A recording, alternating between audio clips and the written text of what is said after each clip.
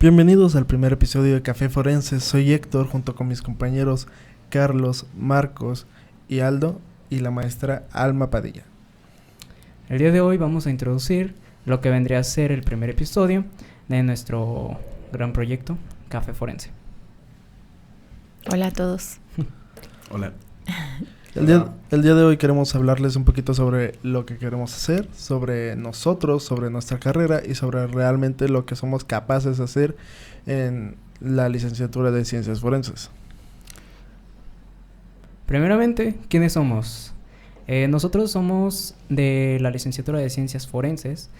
Yo soy de quinto semestre de la especialidad de Sociales, en donde más comúnmente vemos cosas relacionadas con la perfilación criminal, la victimología y todo lo que abarca la criminología. Muy bien, perfecto. Yo soy Marcos Landeros, soy también del quinto semestre. En mi caso pertenezco a la rama biológica, la cual básicamente se hace cargo de todas las cuestiones derivadas de la vida, como lo son los residuos, las personas, sí, el cadáver, por así decirlo. Nos hacemos también cargo de lo que es entomología, toxicología. Todas las cuestiones que vienen relativo a la vida es parte de nuestra rama. También se encuentra la rama de informática, la cual es una rama aparte de social y biológica, en la cual se explora directamente los delitos informáticos, delitos en las áreas de tecnología. Creo que sería bien importante mencionar que Ciencias Forenses por lo general lo asociamos mucho con la medicina, ¿no? Y como ustedes escucharon ahorita con sus compañeros, pues va mucho más allá del área biológica o del aspecto médico. Incluso el área biológica no es solamente la medicina legal, ¿no? Entonces justamente este programa tiene ese objetivo, acercar como los diferentes temas que tiene relación con las ciencias forenses, ir abordándolos con diferentes invitados, con diferentes expertos en estas áreas, pero de una manera pues que para todos nos quede muy claro pues la gran riqueza que tienen las ciencias forenses y sobre todo la implicación que estas tienen en el contexto actual mexicano y del mundo, ¿no? De todo. Sí, justamente. También el hecho de poder aclarar, desmentir algunas dudas que algunas personas llegan a tener, como el hecho de que las personas, de una manera más coloquialmente, dicen: ustedes son los que ven o interactúan normalmente con los muertitos, y realmente no es así como funcionan las ciencias forenses. Nosotros nos encargamos de muchas áreas y muchas de estas realmente nunca llegan a interactuar con un cadáver. Entonces es principalmente eso, el poder aclarar esas dudas que la gente llega a tener sobre nuestra carrera. Sí, más que nada como el área informática no tiene mucho contacto con las escenas. Al igual que muchas áreas de la zona social. Sí, como la criminología. La criminología más que nada interactúa con el delincuente, con quien comete todos estos actos antisociales. Que creo que estaría padre platicarles un poquito, por ejemplo, de ustedes cuando entraron a la carrera, ¿qué fue lo que más les llamó la atención en relación a lo que vieron en la carrera? O sea, lo que salió de sus expectativas relacionadas a lo que eran las ciencias forenses en su cabeza previo a y posterior a, ¿no? ¿Qué fue lo que más les generó así como de, ¿a poco esto también lo voy a aprender? Yo por mi lado, a diferencia de mis compañeros que yo estoy en sexto semestre de la carrera, yo principalmente la primera vez que yo escuché sobre la carrera, yo pensé que era justamente como un programa de televisión, como muchos podrían conocer como NCIS, CSI o Perfiles Criminales, Mentes Criminales, mejor dicho, que para mí es uno de los mejores programas de criminología. Aunque se saltan muchos procedimientos que vemos en la vida real, no es como lo plantan. Yo pensé que era simplemente llegar al lugar de los hechos, al lugar del crimen, y empezar a deducir, a hacer hipótesis. En la vida real sí es algo así, pero tiene que haber mucho documento, mucho papeleo, mucho pensamiento. Es un proceso muy largo, entonces sí. Cuando yo llegué sí fue como un shock completamente el hecho de que todo lo que yo tenía en la mente me lo cambiaron por algo que es más extenso de lo que uno realmente piensa. Hasta en el cómo llegan en las series normalmente o en las películas, llegan y agarran cosas así en guantes o empiezan a contaminar la escena y si es de que llegan, ven una pistola y dicen, bueno, la agarro y me la guardo. Y los super errores, ¿no? De criminalístico. Sí. O de que llegan y ya, volteame el cuerpo. Uh-huh. Y dices, no, es que primero se debe de documentar, que eso es más para el área de criminalística, en donde se documentan todos los indicios, todo lo que te llegas a encontrar dentro de la escena o del lugar de los hechos, mejor dicho.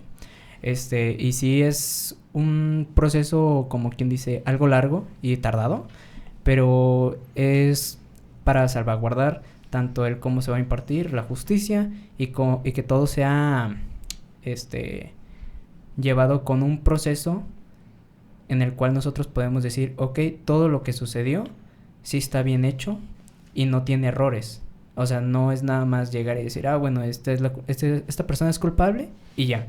Es buscar el por qué es culpable, el cómo se llegó a esa conclusión en un proceso que es algo largo, como ya había dicho, pero es fundamental.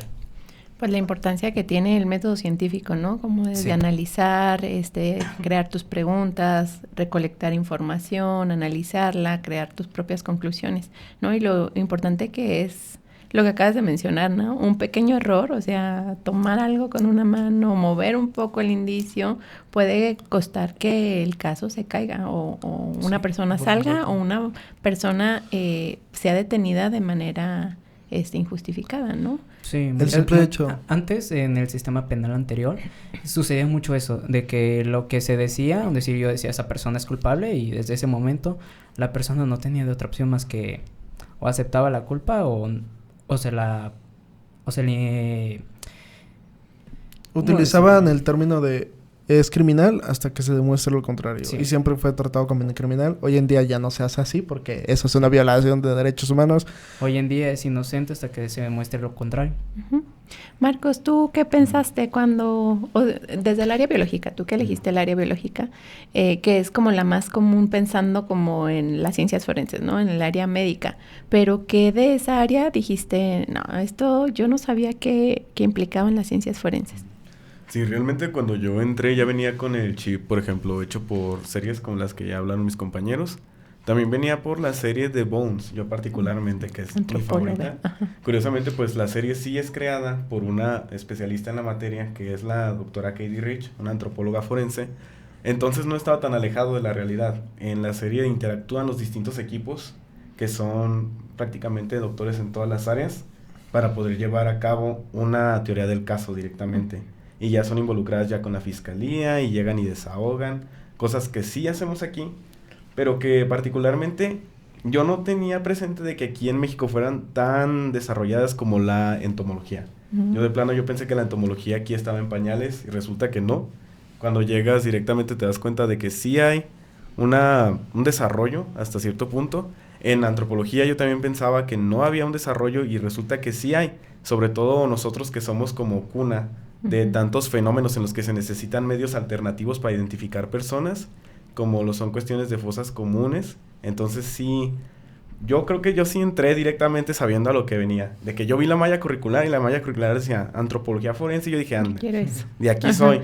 Y si bien sí me tengo que especializar, como prácticamente todos los que cursamos la carrera, realmente yo sí tengo que mis expectativas sí se cumplieron fuertemente, pero sí, como les decía, no había notado yo que había desarrollo en las demás áreas de los campos forenses, porque casi siempre todos se van a medicina legal, criminalística, entonces sí fue como criminología y fue un shock para mí de que encontrarme de lleno con que todas las áreas estaban recibiendo simultáneamente su desarrollo.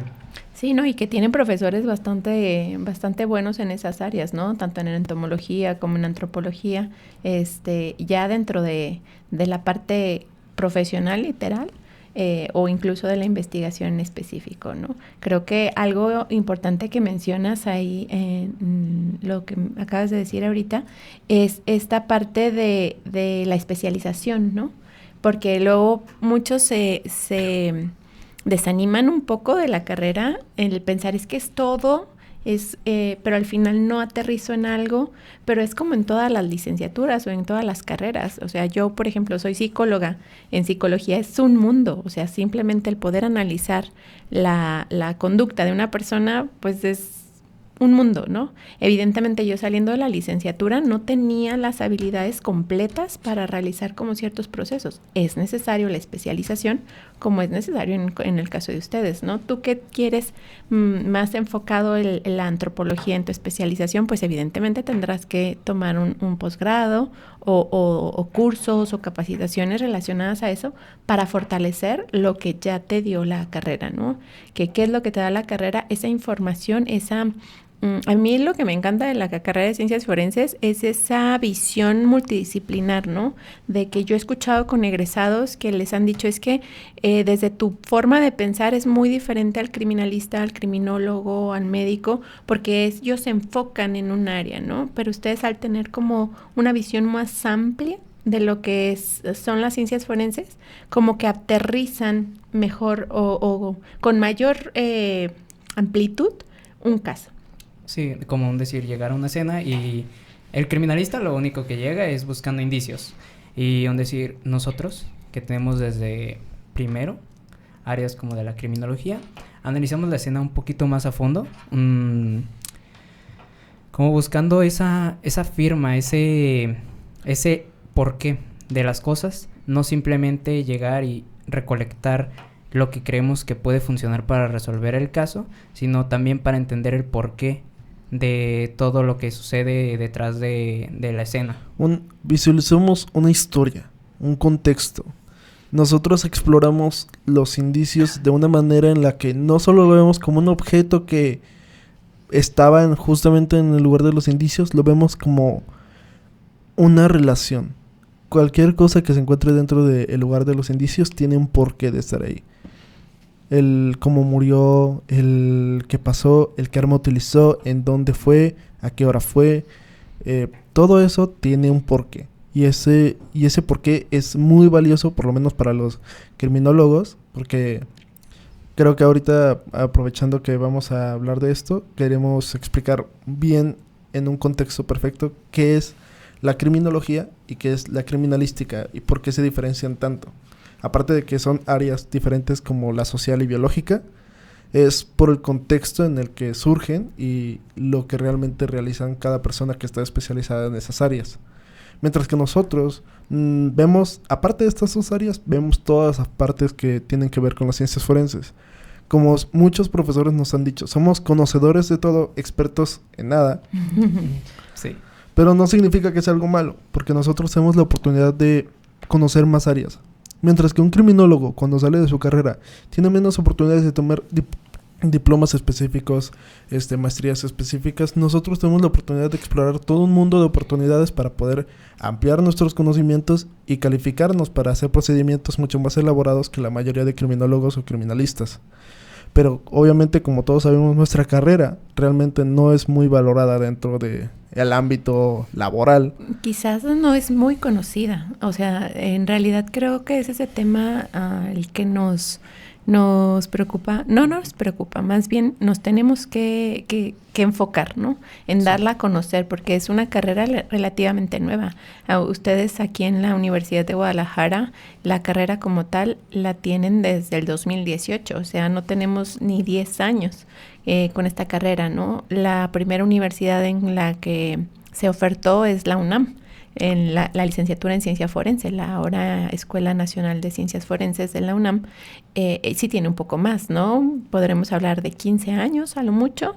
Entonces, estamos hablando de una carrera relativamente nueva, un perfil profesional que se tiene que dar a conocer. Y justo hablando con las autoridades de la UNAM y todos los encargados de la creación de esta licenciatura en esa institución, era lo que nos decían, o sea, el trabajo de la creación de la carrera fue picar piedra y ir a presentar el perfil, ¿no? Las oportunidades. Yo siempre se los he dicho, desde el ingreso hasta el egreso, nosotros como universidad tenemos la obligación y la responsabilidad de dar a conocer el perfil, y ustedes como egresados de realmente demostrar las competencias que formaron aquí, ¿no? Ese interés del que hablan, todo ese conocimiento que ahorita están expresando y que vamos a ir platicando a lo largo de todos los episodios de este podcast, pues evidentemente tiene que ser conocido, y justamente herramientas como esta de difusión, de conocer qué es lo que puede hacer un científico forense, qué problemáticas puede abordar, es lo más relevante dentro de esto, ¿no? No que no sea valorada, porque creo que en las instituciones donde hay egresados ha sido bastante valorada, más bien no es conocida, y pues ahí tenemos tareita que hacer. Sí, además de ciertas instituciones que llegan a tener como ese miedo de, ay, es que es muy nuevo, no sabemos qué tan preparados vienen. Uh-huh. Y como esa parte que usted dice que tenemos que demostrar qué tan preparados venimos, también buscar la oportunidad de no solo darnos a conocer, sino también demostrar que somos de qué somos capaces, y que se nos llegue a dar esa oportunidad de demostrarlo. Exacto. Como en lo de medicina legal, no sé, que nos la oportunidad de buscar ser un técnico, uh-huh, auxiliar en las necropsias. Uh-huh. Que creo que ya hay egresados que han estado trabajando desde el servicio social en estas áreas, ¿no?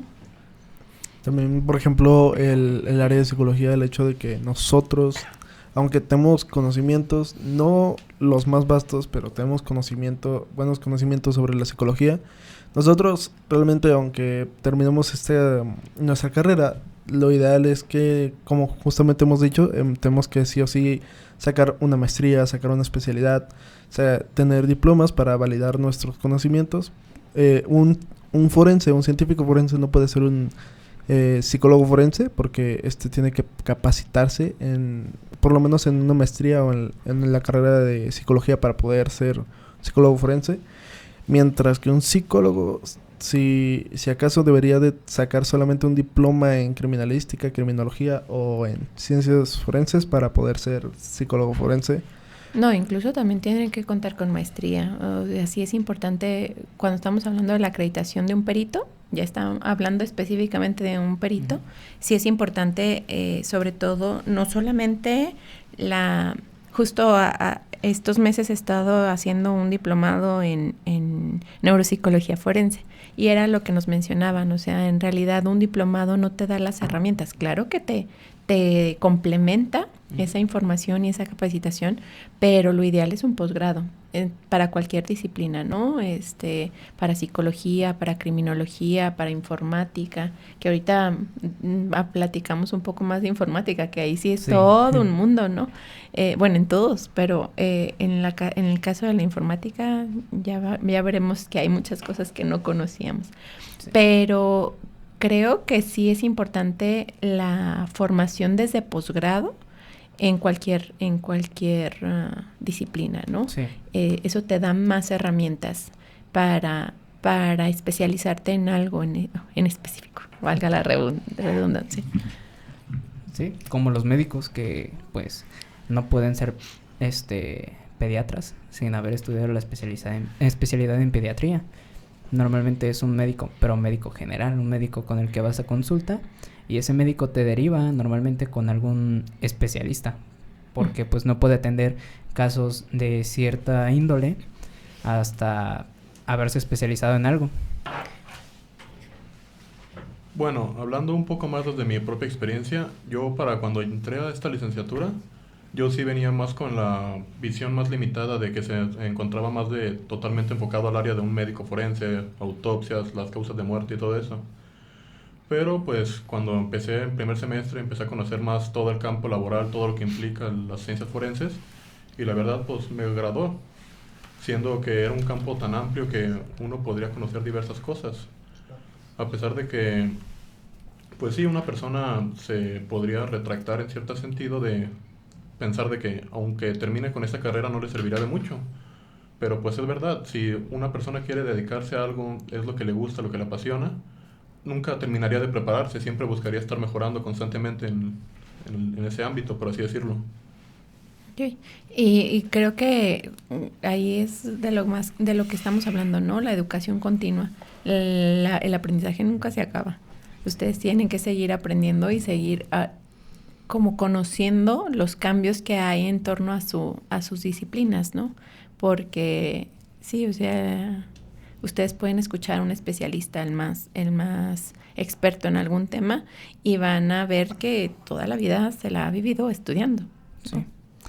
Justamente eso, porque diariamente se hacen nuevos descubrimientos, nuevas técnicas y hasta nuevas regulaciones para hacer un proceso como es debido, como los acuerdos que se tienen para intervenir, que a veces o se deroga o se modifican y la actuación tiene que ser conforme a la ley, conforme a lo estipulado con artículos justificados. A la guía de... Nacional de Procedimientos Penales, conforme a la ley, conforme a todos esos documentos, artículos y leyes que nos rigen como peritos para hacer todo como es debido. Y bueno, o sea, yo desde mi experiencia, que no lo había dicho, qué es lo que esperaba como tal de la carrera antes de la especialización. Yo sí pensaba más en irme como al criminalista, pero la verdad, desde que empecé con todo este aspecto social, el cómo impacta un simple, por decirlo de alguna forma, un simple crimen como un asalto en la sociedad, el cómo infunde el terror y cómo cambian las normas sociales y el cómo las personas actúan dentro de una sociedad, me empezó a gustar mucho como ese cambio que hay en la sociedad a partir de, y el cómo vamos evolucionando, cómo las leyes van cambiando, cómo la política va cambiando y muchos aspectos de la vida comienzan a cambiar para adaptarse a todo eso, a todos esos fenómenos que suelen suceder dentro de una sociedad, como también la psicología, que el cómo actuamos individualmente y creo que es un poquito más el área que tiene la maestra Cristi. Un poquito. Sí. Yo ahorita que estamos platicando sobre nuestras expectativas sobre la carrera cuando empezamos a entrar y sobre realmente qué fue lo que nos empezó a gustar de esta carrera, me gustaría, o más bien quisiera saber, ustedes, si pudieran darle una recomendación a los chicos de primero o incluso a ustedes cuando empezaron la carrera, ¿qué recomendación les darían a ellos? ¿Qué consejo, qué comentario, qué sienten ustedes que sería bueno para que alguien como una preparación antes de empezar con todo lo que es esta carrera? Me gustaría que comience mi compañero Aldo. Sí, nomás te pido que te acerques un poquito más al micrófono. Bueno, creo que de las cosas más importantes para el inicio de la carrera como tal sería el mantener el ánimo, el no, como por así decirlo, no perder la esperanza o... Arriba la esperanza, bolita.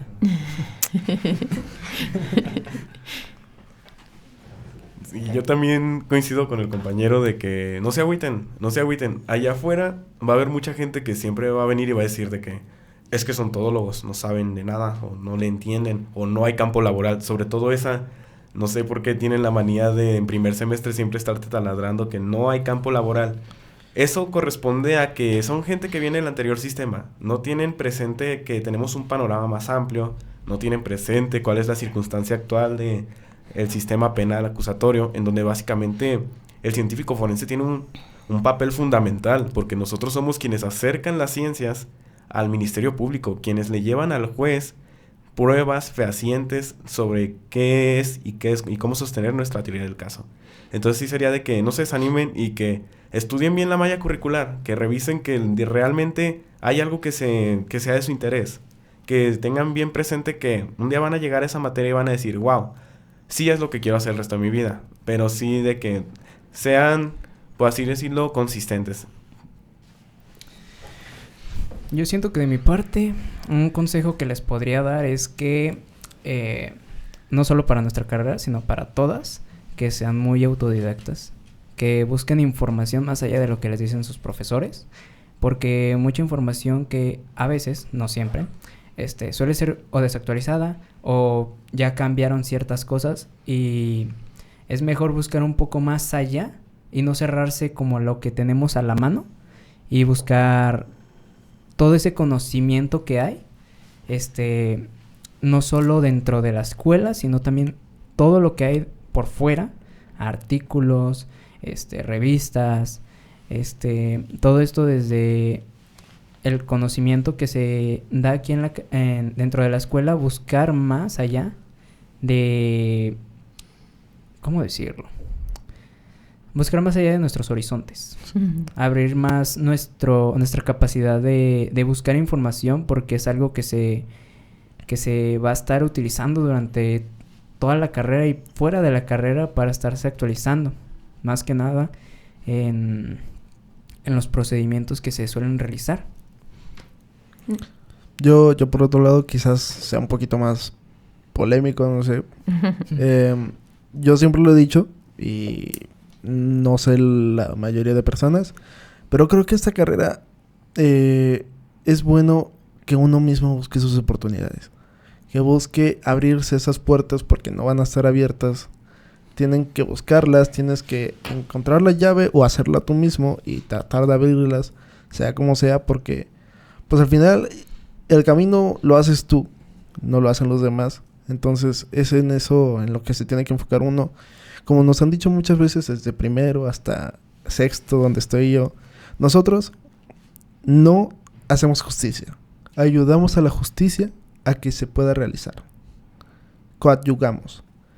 Pero creo que ese es uno de los mayores puntos de esta carrera, que nosotros logramos complementar todo lo que hacen las autoridades, todo lo que hacen la policía, el ministerio, la fiscalía, todo esto, nosotros los ayudamos a completarlo. Porque nosotros somos parte de una pieza fundamental para terminar de hacer el trabajo de la mejor manera. Enfóquense, traten de lograr ese punto que ustedes están viendo. Creo que la carrera, si bien es complicada, creo que es una carrera preciosa. Creo que es una carrera preciosa, creo que es una carrera que te enseña, que te prepara y que te ayuda a seguir adelante. Que no todo el mundo está preparada para la carrera, pero la carrera es para todos.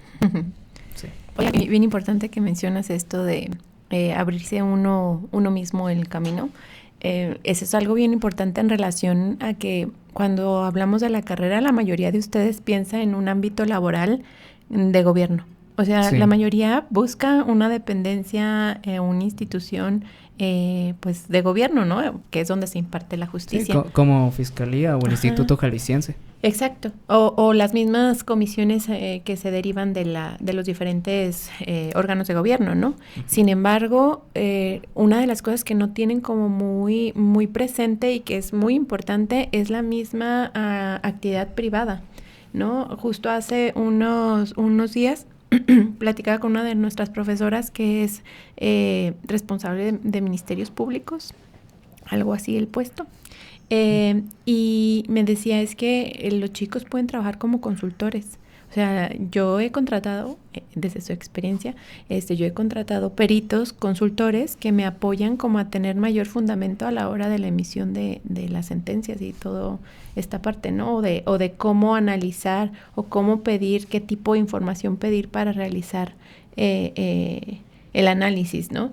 Entonces, ustedes pueden llegar a tener su propia empresa de consultoría, ¿okay? Ya desde lo privado, o sea, el famoso emprendimiento, y incluso tienen profesores que hacen eso, ¿no? Sí, tienen profesores tanto que han fungido desde sus empresas, desde sus consultorías, como peritos expertos, como consultores. Y eso a veces no lo tenemos en mente, ¿no? También creo que en México no está mucho el ¿cómo se dice? Como la costumbre de hacer peritajes externos. Siempre nos vamos a las dependencias, ¿no? Una persona que necesita un peritaje psicológico en un caso de separación de los padres para ver quién se queda con el niño, pues por lo general va a una institución pública. Sin embargo, también pueden ir con peritos privados, ¿no? Y ellos pueden generar su propio peritaje, su propio análisis, sus propias conclusiones y contrastar con lo presentado por la otra parte o presentado por otra institución pública, ¿no? Entonces también no pierdan de vista esa parte, que ustedes tienen la posibilidad, como decía Héctor, de hacer su propia puerta, no solo abrírsela, de armar su propia puerta y de ahí crear como toda esta parte laboral, ¿no? Sí, también no verlo solo por la parte penal, sino que también tenemos oportunidades, como bien dijo, en un divorcio. Uh-huh. Podemos intervenir también no solo en casos legales, también en casos civiles, en donde sea necesaria nuestra intervención, como dijo el psicólogo, hacer un peritaje, para saber, quién está más capacitado para darle esa vida, ¿cómo decirlo? Una crianza adecuada, ¿no? Una crianza adecuada a los hijos. Incluso en un accidente de tránsito, ¿no? Que aquí en Guadalajara casi ni pasan. No, menos en López Mateos. Exacto.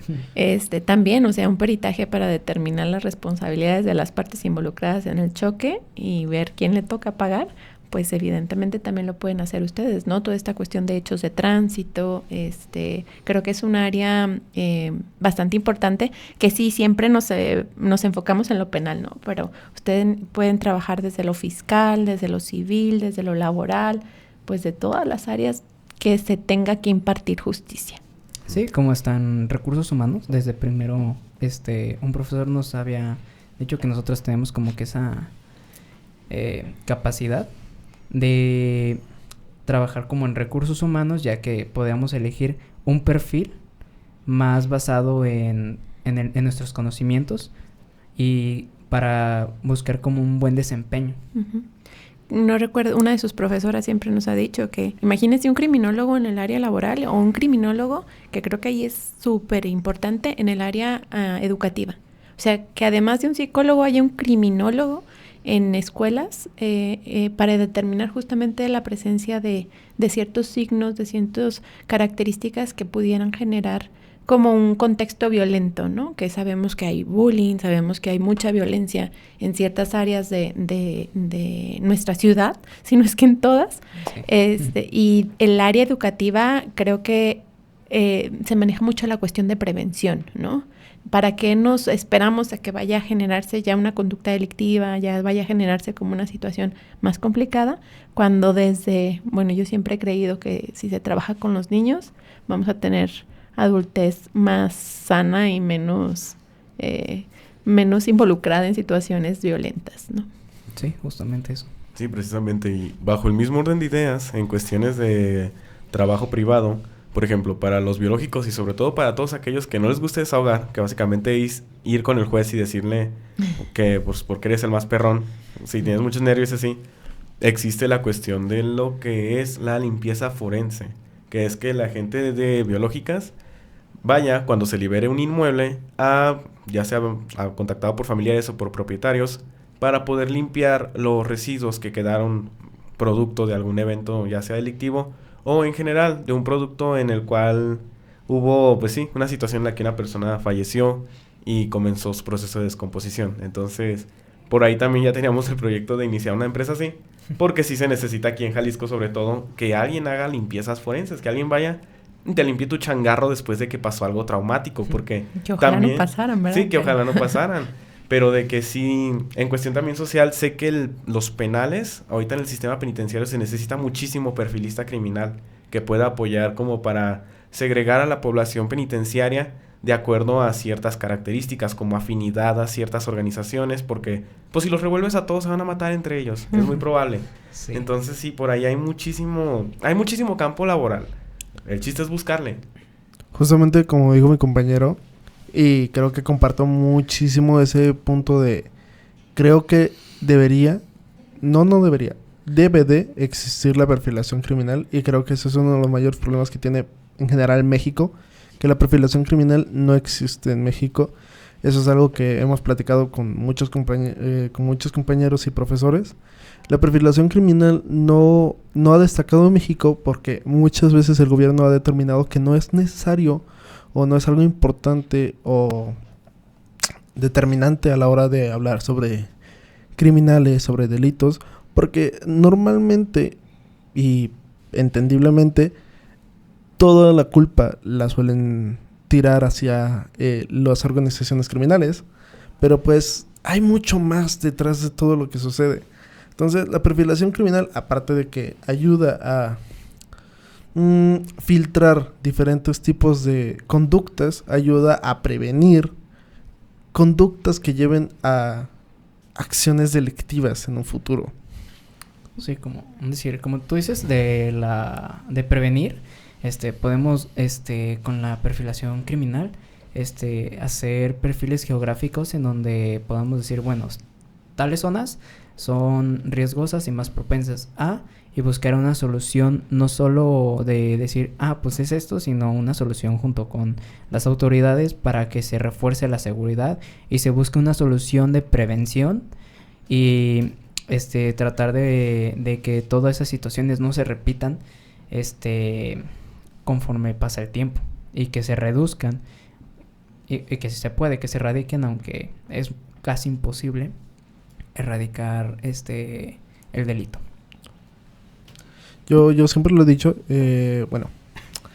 como decía la maestra, desde la niñez es donde tenemos que concentrarnos, por lo menos debería de ser uno de los mejores o mayores enfoques que debemos de tener en cuenta, porque como hemos investigado, como nos ha tocado ver, por lo menos a los sociales y pues a la mayoría de nuestros compañeros en ciencias forenses hasta tercero, podemos determinar o podemos tratar de deducir si un niño, una niña puede llegar a tener conductas o puede llegar a tener conductas delictivas o conductas antisociales, como se dice, conforme a cómo ha sido su infancia. Al igual que también eso es uno de los factores importantes a la hora de investigar, de tratar de entrevistar a un criminal, tratar de ver cuál ha sido su historial, su niñez, cuál ha sido su relación con sus padres, qué ha hecho, como anteriormente cuando se había hecho el triángulo determinante de saber si